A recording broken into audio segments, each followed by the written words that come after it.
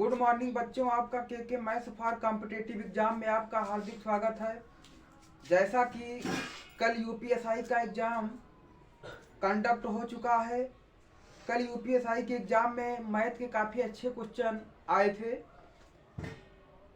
अगर हम पेपर की बात करें तो पेपर जो था इजी टू मॉडरेट लेवल का पेपर आया था मैथ का। कुछ क्वेश्चन तो बेहद आसान देखने को मिले थे पेपर में, कुछ क्वेश्चन का लेवल थोड़ा ठीक ठाक था। देखिए, आपका क्वेश्चन आया था, एक श्रेणी का क्वेश्चन आया था कल के एग्जाम में। देखिए कौन सा क्वेश्चन आया था। आपका क्वेश्चन आया था कि एक समांतर श्रेणी में, आपका क्वेश्चन कल आया था यूपीएसआई के एग्जाम में, एक समांतर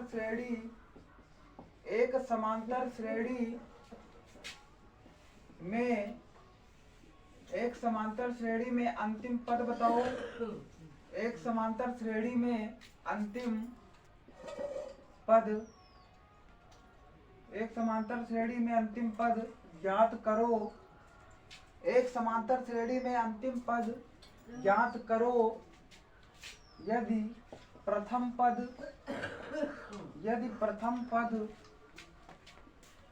प्रथम पद 20 है तथा सार्वंतर 6 है। एक समांतर श्रेणी में अंतिम पद बताइए जिनमें प्रथम पद 20 दिया था, आपका सार्वंतर 6 दिया था। तो आपको बताना था, अंतिम पद बताना था। तो अंतिम पद के लिए एक फार्मूला होता है बच्चों।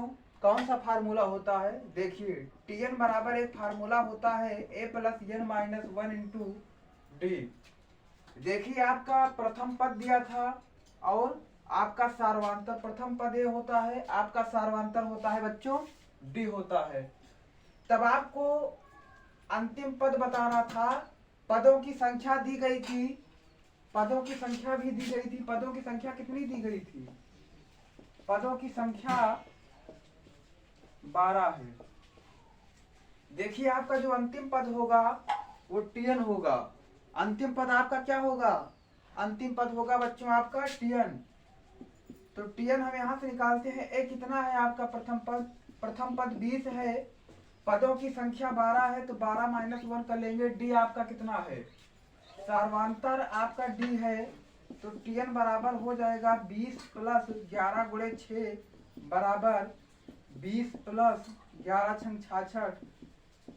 आपका जो अंतिम पद निकल के आएगा, कहीं कहीं इसको फार्मूला में यल से भी डिनोट करते हैं। आपका होता है यल बराबर a + n - 1 × d। तो आपका फार्मूला यही लगता है। तो आपका अंतिम पद कितना निकल के आएगा? 86। यूपीएसआई के एग्जाम में कल पूछा गया क्वेश्चन है बच्चों आपका। देखिए, और नेक्स्ट क्वेश्चन क्या पूछा था? एक ट्रेन वाला क्वेश्चन आया था कल के एग्जाम में। देखिए कौन सा क्वेश्चन था।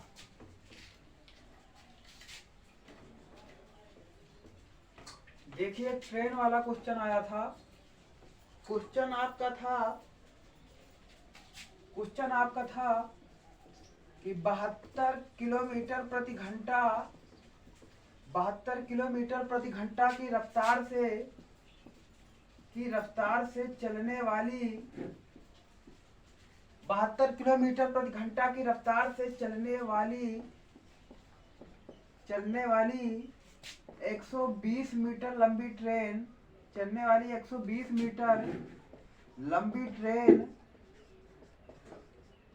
72 किलोमीटर प्रति घंटा की रफ्तार से चलने वाली 120 मीटर लंबी ट्रेन एक पुल को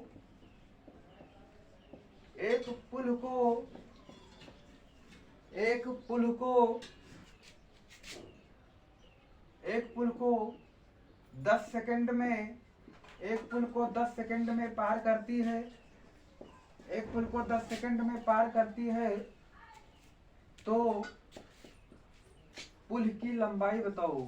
तो पुल की लंबाई बताना था आपको। देखिए कल यूपीएसआई के एग्जाम में पूछा गया क्वेश्चन था कि 72 किलोमीटर प्रति घंटा की रफ्तार से चलने वाली 120 मीटर लंबी ट्रेन एक पुल को 10 सेकंड में पार करती है, तो आपको पुल की लंबाई बताना था। देखिए चाल बराबर आपका होता है दूरी बटे समय। आपका समय बराबर हो जाता है दूरी बटे चाल। समय बराबर हो जाता है दूरी बटे चाल। देखिए रेलगाड़ी वाले क्वेश्चन में यहाँ पर केवल एक ही स्पीड दिया है। अगर रेलगाड़ी विपरीत दिशा में चलती है, जैसे आपसे क्वेश्चन ये भी पूछ सकता है कि विपरीत दिशा वाले क्वेश्चन आ सकते हैं रेलगाड़ी में। तो जब रेलगाड़ी विपरीत दिशा में चलती है तो उनकी चाल जुड़ जाती है, और जब उनकी दिशा सेम रहती है तो उनकी चाल माइनस में हो जाती है। स्पीड का डिफरेंस वहां पे निकलता है। देखिए अब आपका रेलगाड़ी की लंबाई कितनी है? 120 मीटर है। रेलगाड़ी की लंबाई कितनी है? 120 मीटर है। हम मान लेते हैं पुल की लंबाई x है। पुल की लंबाई कितनी है? x है। तो रेलगाड़ी की लंबाई और पुल की लंबाई ही तो कुल दूरी होगी। जब पुल की लंबाई x है, रेलगाड़ी की लंबाई 120 मीटर है, तो कुल दूरी कितनी हो जाएगी बच्चों? 120 प्लस x हो जाएगी। आपकी चाल दे रखा है, पुल की लंबाई आपको मीटर में निकालना है। 72 किलोमीटर प्रति घंटा की स्पीड को जब मीटर प्रति सेकंड में बदलेंगे तो आपका कितना आ जाएगा? 5/18 से गुणा कर देंगे, आपका आ जाएगा 20 मीटर प्रति सेकंड। 72 किलोमीटर प्रति घंटा को जब मीटर प्रति सेकंड में बदलेंगे तो आपका आ जाएगा 20 मीटर प्रति सेकंड। तो दूरी बटे चाल बराबर आपका समय कितना है? 10। तो यहाँ से 120 प्लस x बराबर 200। x बराबर आपका कितना आ जाएगा? 200 माइनस 120 बराबर 80। तो पुल की लंबाई कितनी निकल के आई? पुल की लंबाई जो निकल के आई बच्चों 80 मीटर। पुल की लंबाई कितनी निकल के आई? 80 मीटर। ट्रेन वाला क्वेश्चन पूछा गया था। एक क्वेश्चन आपसे पूछा था टाइम एंड वर्क का। देखिए टाइम एंड वर्क का एक क्वेश्चन आया था। कौन सा क्वेश्चन था?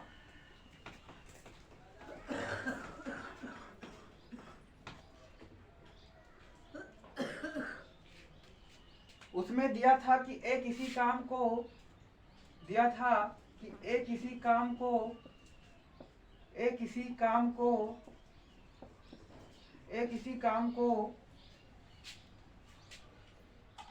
काम को 12 दिन में कर सकता है।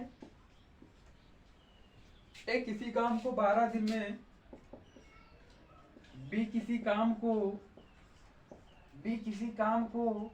15 दिन में, बी किसी काम को 15 दिन में, ए किसी काम को 12 दिन में, बी किसी काम को 15 दिन में, तथा सी किसी काम को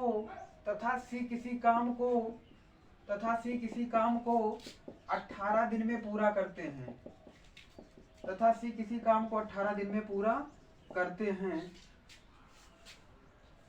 ए किसी काम को 12 दिन में, बी किसी काम को 15 दिन में, तथा सी किसी काम को 18 दिन में पूरा करते हैं। तीनों ने मिलकर कार्य प्रारंभ किया। तीनों ने मिलकर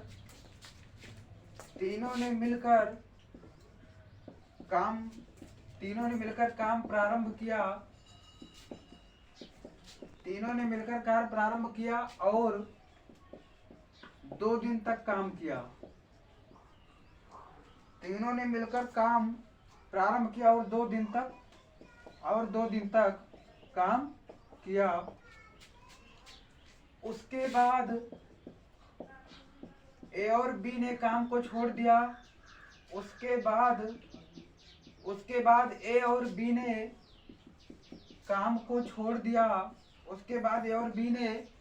काम को छोड़ दिया। तब शेष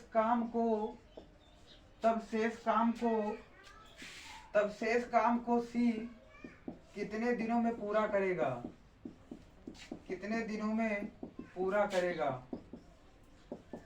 देखिए कल यूपीएसआई के एग्जाम में पूछा गया क्वेश्चन है कि ए किसी काम को 12 दिन में कर सकता है, बी किसी काम को 15 दिन में कर सकता है, सी किसी काम को 18 दिन में पूरा करते हैं। तीनों ने मिलकर कार्य को प्रारंभ किया है और 2 दिन काम किया, उसके बाद ए और बी ने काम को छोड़ दिया है, तब शेष काम को सी कितने दिनों में पूरा करेगा।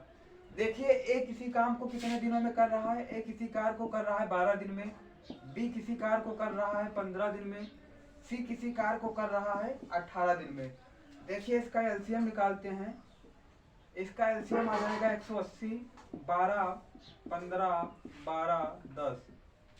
देखिए टोटल वर्क यूनिट में 180 यूनिट है, एक दिन का कार्य 15 यूनिट है, बी के एक दिन का कार्य 12 यूनिट है, सी के एक दिन का कार्य 10 यूनिट है। देखिए एक दिन में किए गए कार्यों का अनुपात ही उनकी क्षमताओं का अनुपात होता है बच्चों। अगर किसी की इफिशियंसी, उसकी दक्षता अर्थात उसकी क्षमता कुशलता अगर ज्यादा है तो उसे काम को कंप्लीट करने में कम समय लगेगा। अगर उसकी इफिशियंसी कम है तो उसे काम को कंप्लीट करने में ज्यादा समय लगेगा। देखिए तीनों ने मिलकर कार्य को प्रारंभ किया है। काम कितने दिनों तक किया है तीनों ने मिलकर? 2 दिन में। एक दिन में तीनों मिलकर कितने यूनिट काम को कर रहे हैं? एक दिन में तीनों मिलकर 12, 10, 22, 5, 27, 10, 37। एक दिन में 37 यूनिट कार्य कर रहे हैं तो 2 दिन में कार्य कितना करेंगे? 74 यूनिट। 2 दिन में कार्य कितना करेंगे? 74 यूनिट तीनों मिलकर। उसके बाद काम कितना बच रहा है आपका? 180 माइनस 74 करेंगे तो आपका 106 यूनिट कार्य बच रहा है। उस 6 यूनिट कार्य को सी करेगा। सी एक दिन में कितने यूनिट कार्य कर रहा है? 10 यूनिट। तो सी को शेष काम पूरा करने में लगा समय बराबर 106 बटे 10। यहाँ से हो जाएगा 53 बटे 5। आपका निकल के कितना आएगा? 10 सही 3 बटे 5 दिन में। सी काम को कितने दिनों में पूरा करेगा बच्चों? सी पूरे काम को करेगा 10 सही 3 बटे 5 दिन में पूरा कार्य करेगा। सी जो शेष बचा हुआ कार्य है उसको 10 सही 3 बटे 5 दिन में काम को कंप्लीट करेगा। देखिए आपका नेक्स्ट क्वेश्चन पूछा गया था, आपका एक बार वाला क्वेश्चन आया था।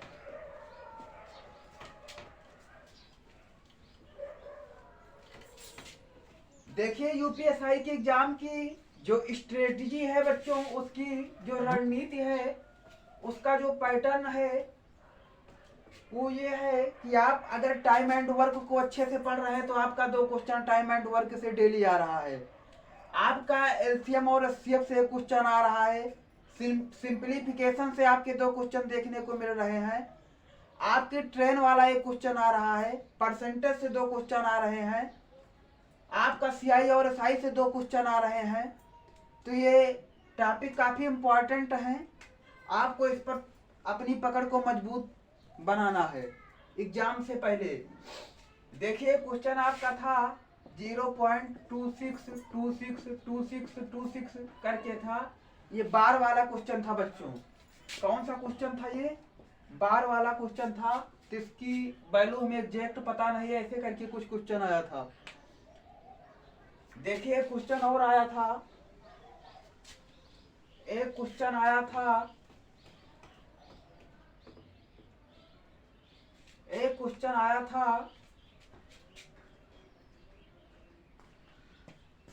एक क्वेश्चन आपका आया था लासा और मासा से।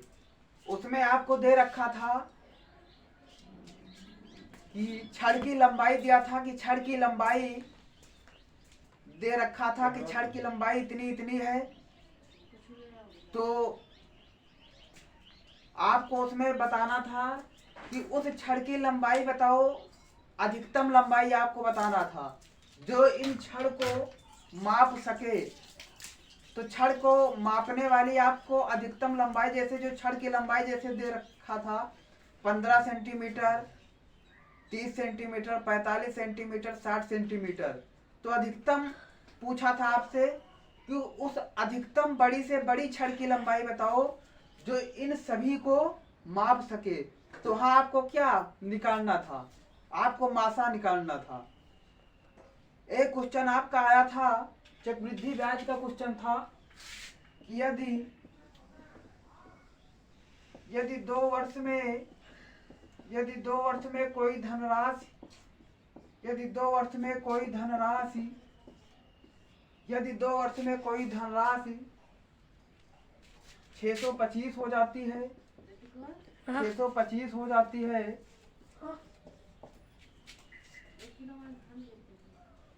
तथा 4 वर्ष में कोई धनराशि 4 वर्ष में कोई धनराशि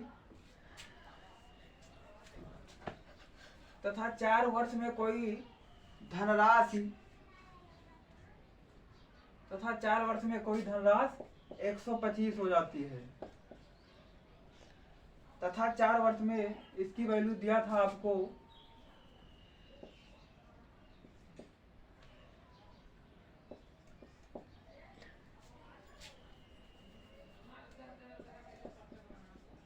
देखिए, यदि 2 वर्ष में कोई धनराशि आपकी 625 हो जा रही है तथा 4 वर्ष में कोई धनराशि 3750 हो जाती है, 3750 हो जाती है,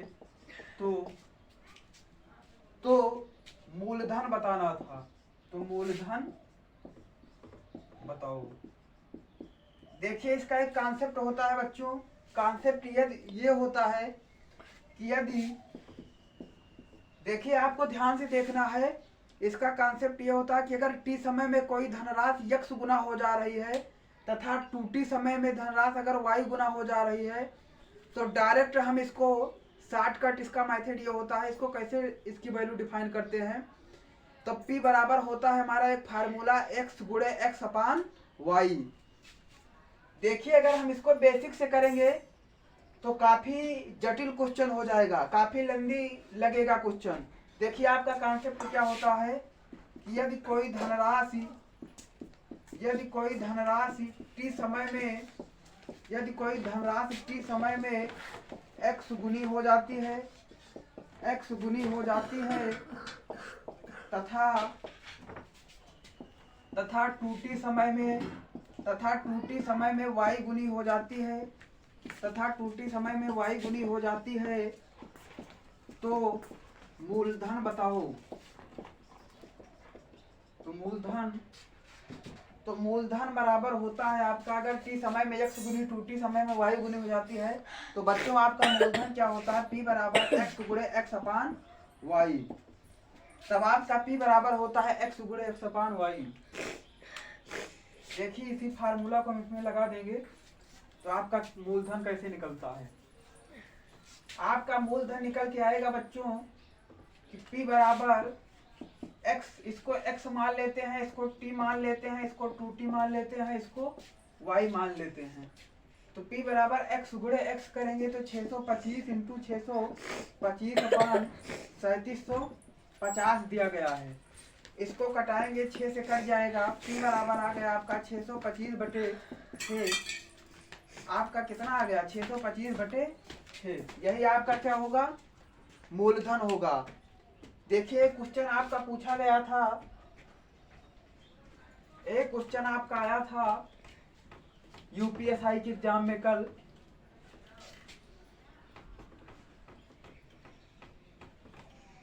देखिए, आपका पार्टनरशिप का साझेदारी वाला एक क्वेश्चन पूछा था कि एक किसी व्यापार में 12,000 रुपए निवेश करता है। एक किसी व्यापार में 12,000 रुपए, एक किसी व्यापार में 12,000 रुपए निवेश करता है। निवेश करने का मतलब जमा करता है बच्चों। एक किसी व्यापार में 12,000 रुपए निवेश करता है तथा उसके 3 महीने बाद तथा उसके 3 महीने बाद बी 6,000 रुपए के साथ तथा उसके 3 महीने बाद बी 6,000 रुपए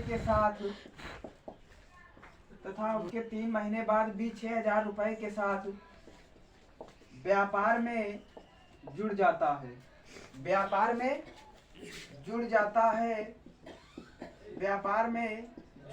है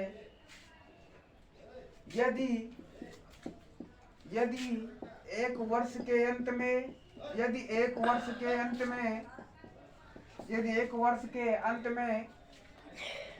कुल लाभ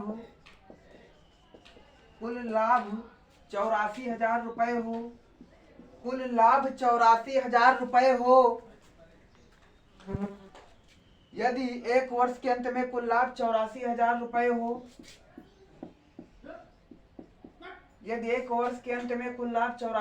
रुपए हो तो बी का हिस्सा बताओ। देखिए आपका क्वेश्चन क्या था बच्चों। ए किसी व्यापार में 12,000 रुपए निवेश करता है तथा उसके 3 महीने बाद भी 6,000 रुपए के साथ व्यापार में जुड़ जाता है। यदि एक वर्ष के अंत में कुल लाभ 84,000 रुपए हो तो बी का हिस्सा आपको बताना है। बी का हिस्सा कितना होगा। देखिए बात यहाँ पर हो रही है बच्चों एक वर्ष के लिए बात हो रही है। तो ए तो पूरे व्यापार में जो पैसे लगा रहा है 12,000 रुपए वो 1 साल के लिए ही तो लगा रहा है। वो कंप्लीट 1 साल के लिए रुपए लगा रहा है। लेकिन बी जो रुपए लगा रहा है ए के 3 महीने बाद लगा रहा है। अर्थात बी अपने रुपए को जो निवेश कर रहा है वह केवल 9 महीने के लिए निवेश कर रहा है। कितने महीने के लिए? क्योंकि वह 3 महीने अगर ए 12 महीने के लिए निवेश कर रहा है रुपए और जो बी है वो ए के 3 महीने बाद निवेश करता है तो 12 माइनस 3 करेंगे तो 9 महीना आपका आ जाएगा। तो बी तो केवल 9 महीने के लिए ही तो रुपए निवेश कर रहा है व्यापार में। तो देखिए आपका कैसे निकलेगा। 12,000 रुपए गुणे 12 अनुपाते 6,000 रुपए इंटू 9। देखिए 3 जीरो से 3 जीरो कैंसिल कर देंगे। 12 बरहमा आपका 144 आ जाएगा। 9 छंग 54 आ जाएगा।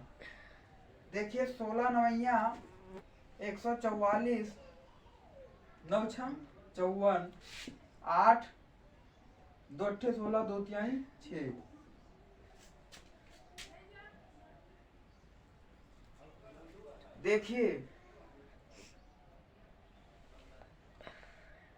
देखिए यहाँ से आपका बी का हिस्सा क्या आ जाएगा। 8:3 84,000 रुपए को 8:3 में डिवाइड करना है तो ये और बी का हिस्सा हमें मिल जाएगा। तो यहाँ से कितना हो जाएगा। देखिए बी का हिस्सा कितना हो जाएगा। बी का हिस्सा बराबर हो जाएगा 84,000 रुपए इंटू 3/8 3 11। इसको जब कटाएंगे तो कितना आएगा हमारा। 3 0 0 3 0 0 3 0 0 3 चौक 12 225/11। इसी को सॉल्व कर लेंगे तो हमारा क्या आ जाएगा बच्चों। बी का हिस्सा आ जाएगा। आपके पार्टनरशिप का एक क्वेश्चन पूछा था यूपीएसआई वाले एग्जाम में। देखिए आप हमारे चैनल के मैथमेटिक्स क्लासेज को ज़्यादा से ज़्यादा शेयर और सब्सक्राइब और लाइक करिए। हम आपके साथ हमेशा तत्पर रहेंगे यूपीएसआई के क्वेश्चनों के साथ। यूपीएसआई कोई भी यूट्यूब चैनल ऐसा नहीं है जो अभी तक यूपीएसआई के सारे क्वेश्चन को सॉल्व करवा रहा है। देखिए अगर आप हमसे जुड़े रहेंगे तो हम यूपीएसआई में पूछे गए हर क्वेश्चन आपको डेली सॉल्व करवाएंगे। देखिए क्वेश्चन आपका और पूछा गया था। एक क्वेश्चन आपका पाइप और टंकी से क्वेश्चन था। आपका क्वेश्चन ये था बच्चों कि अगर पाइप एक किसी टंकी को 20 घंटे में खाली कर सकता है और पाइप बी की वैल्यू दी गई थी कितने घंटे में खाली कर सकता है, तो दोनों मिलकर पाइप को कितने घंटों में खाली करेंगे। देखिए आपका एक क्वेश्चन पूछा गया था, आपका एक क्वेश्चन पूछा गया था सिंप्लीफिकेशन का 1/3 गुणे 1/4 प्लस 1/4 गुणे 1/5। तो इसको हम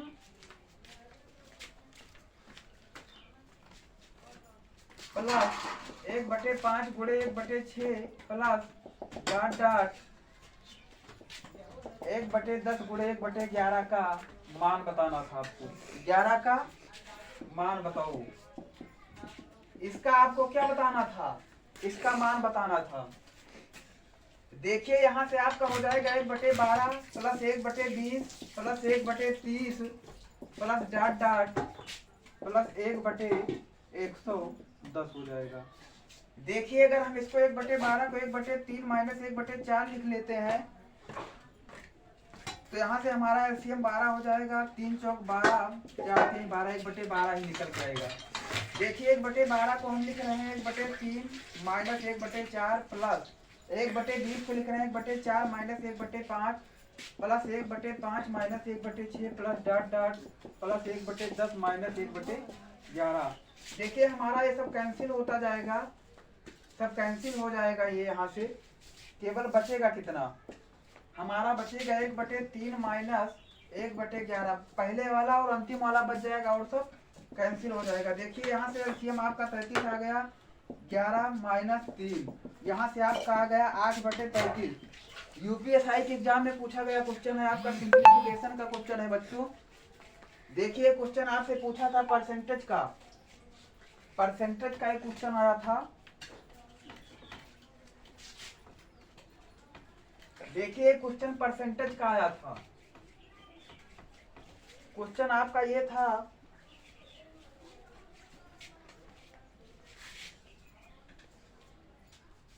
यदि किसी संख्या को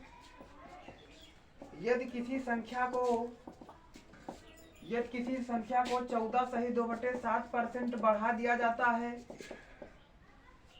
यदि किसी संख्या को 14 सही 2/7% बढ़ा दिया जाता है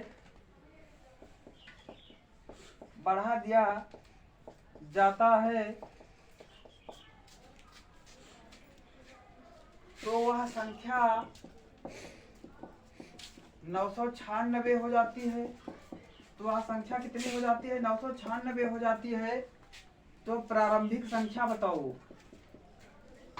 तो प्रारंभिक संख्या आपको बताना था, तो आप प्रारंभिक संख्या बताओ। देखिए अगर किसी संख्या को 14 सही 2/7% बढ़ा दिया जाता है तो वह संख्या 996 हो जाती है। तो प्रारंभिक संख्या बताइए। देखिए इसका हम आपको शॉर्टकट मेथड बता रहे हैं। देखिए 14 सही 2/7% को जब हम फ्रैक्शन में बदलेंगे तो कितना आएगा? 14 सत्ते 98 2 100, 100/7 गुणे 1/100। यहाँ से आपका हो जाएगा 100/7, 100 बराबर इसको लिख सकते हैं 1/7 भिन्न में। 14 सही 2/7% को हम भिन्न में कितना लिख सकते हैं बच्चों? 1/7। तो 7 पे आपकी 1 की वृद्धि हो रही है। आपकी प्रारंभिक जो मान था वो 7 था, लेकिन 14 सही 2/7% का वृद्धि करने के बाद आपकी जो वैल्यू हो रही है 8 हो जा रही है, क्योंकि यहाँ पर 7 में 1 की वृद्धि हो रही है। तो बढ़ी हुई संख्या कितनी हो जा रही है? 996। तो 8 की वैल्यू कितनी हो जाएगी? 996। 1 की वैल्यू कितना हो जाएगी बच्चों? 112। आपको वैल्यू किसकी डिफाइन करना है? 7 की वैल्यू डिफाइन करना है। तो 112 गुणे 7 बराबर आपका कितना हो जाएगा? यहाँ से 784 हो जाएगी। तो आपकी प्रारंभिक संख्या कितनी निकल के आई? आपकी प्रारंभिक संख्या जो निकल के आई 784। आपकी प्रारंभिक संख्या कितनी निकल के आई? 784। देखिए आपका नेक्स्ट क्वेश्चन क्या है? आपका नेक्स्ट क्वेश्चन है, कल के एग्जाम में पूछा गया क्वेश्चन है।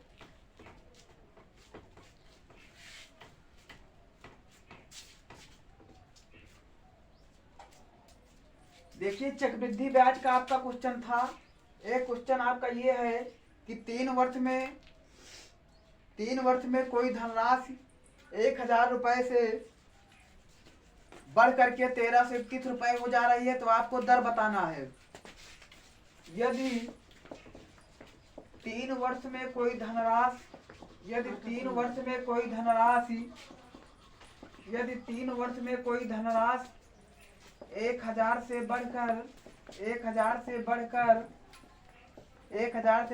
1331 गुनी हो जा रही है।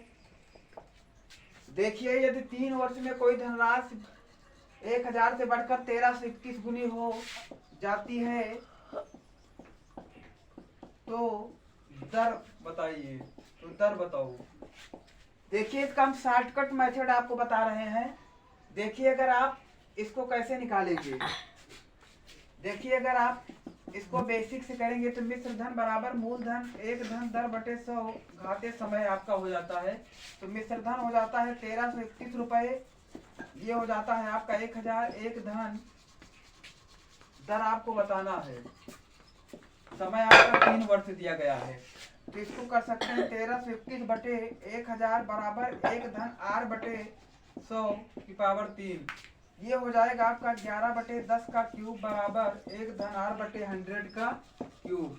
क्यूब से क्यूब कैंसिल हो जाएगा, आपका हो जाएगा 11 बटे 10 बराबर 1 धन r बटे 100। तो 11 बटे 10 माइनस 1 करेंगे, r अपान 100 यहाँ से निकल के आएगा। तो आपका क्या आ जाएगा, यहाँ से 1 बटे 10 बराबर आपका आ जाएगा r अपान 100। तो r की वैल्यू यहाँ से कितनी आ जाएगी, 10%।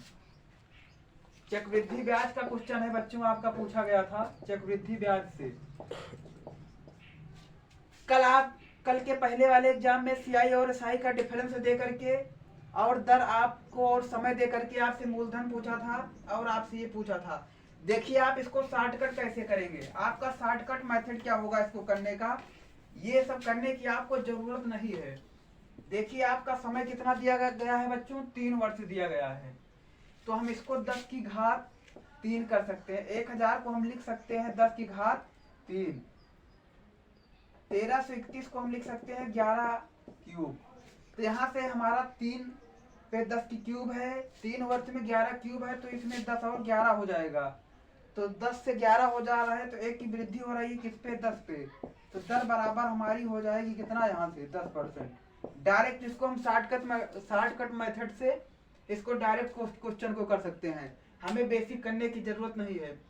चलिए, अगर हमारा वीडियो आपको पसंद आए तो कृपया हमारे चैनल को लाइक, शेयर और सब्सक्राइब कर लीजिएगा। मिलते हैं आपसे नेक्स्ट सेशन में नेक्स्ट क्वेश्चन के साथ बच्चों।